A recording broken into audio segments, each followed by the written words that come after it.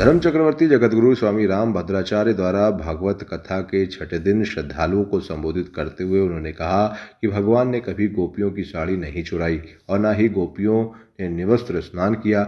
नटवर श्री कृष्ण जी की प्रत्येक रासलीला दोषरहित है। भगवान ने बकासुर की चोंच फाड़कर अजगर बने अधासुर को उसके विशाल शरीर में घुस कर उसके प्राण हर लिए थे।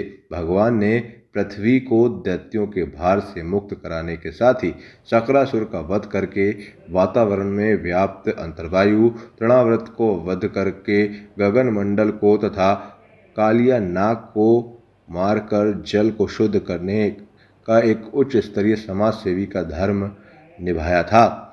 शिव जी के नृत्य करने पर धरा शमशान तथा भगवान के नाचने पर धरा राजमहल जैसी हो जाती है।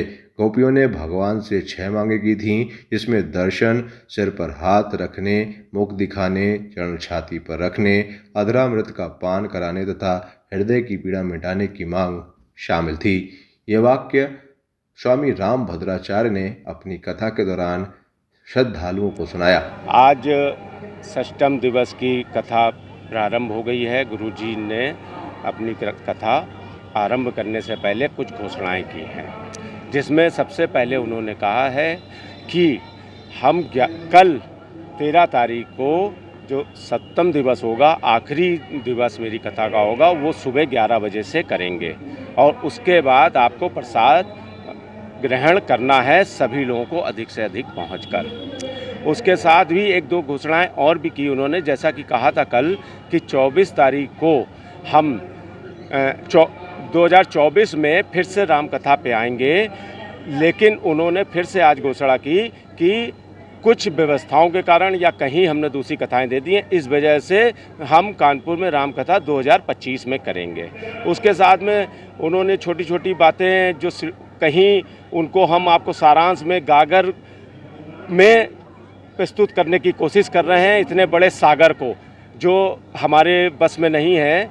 जैसा कि उन्होंने कहा कि अर्जुन जो जिनका महाभारत में एक बार धड़ अलग एक योद्धा ने कर दिया था, उसको जब कंस भगवान उसमें सारथी थे, तब उन्होंने कहा कि जब मैं सतयुग में राम अवतार में था, उस समय मैंने सीता के अलावा किसी पर नारी को अगर देखा ना हो तो हम अर्जुन को तुरंत जीवित किया जाए।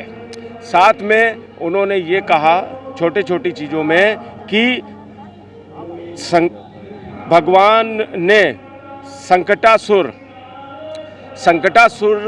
का वध किया, तब आंतरिक वायु शुद्ध हुई।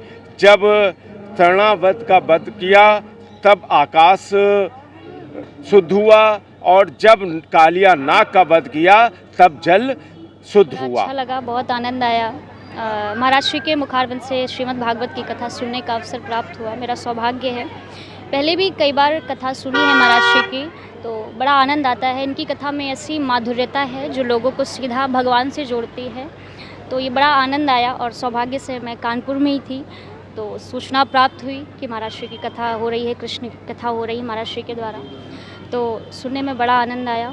और ऐसे भव्य सनातन धर्म के मंच पर और भी कई महान महापुरुषों के आगमन का है, जैसे कि हमारे उत्तर प्रदेश के मुख्यमंत्री योगी आदित्यनाथ जी, और हमारे प्यारे गुरुदेव करौली शंकर महादेव, उनके भी आगमन का है।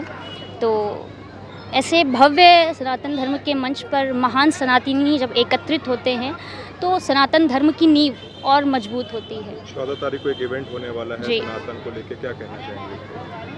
सनातन धर्म की वही बात है कि जैसे ये भव्य मंच है, विशाल मंच है सनातन धर्म का, तो वो भी एक सनातन धर्म का विशाल मंच है जहाँ पर सनातनी एकत्रित होंगे। सनातन धर्म क्या है? धर्म की वैसे परिभाषा सबके लिए अलग अलग है, कोई किसी को धर्म मानता है, कोई किसी को धर्म मानता है।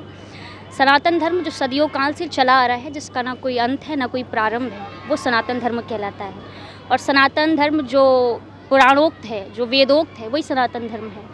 जो पुराणों में लिखा है उसके अकॉर्डिंग जो हम अपने जीवन में धारण कर सकते हैं, वो धर्म कहलाता है। जुड़े हमारे न्यू कॉन्सेप्ट पॉकेट मनी के साथ और कमाएं अपनी पॉकेट मनी। जल्दी उठाएं अपना मोबाइल और अपना CV हमें मेल करें। info@democraticnews@gmail.com पर। डेमोक्रेटिक आई न्यूज चैनल को लाइक करें, शेयर करें, सब्सक्राइब करें और बेल आइकन दबाएं।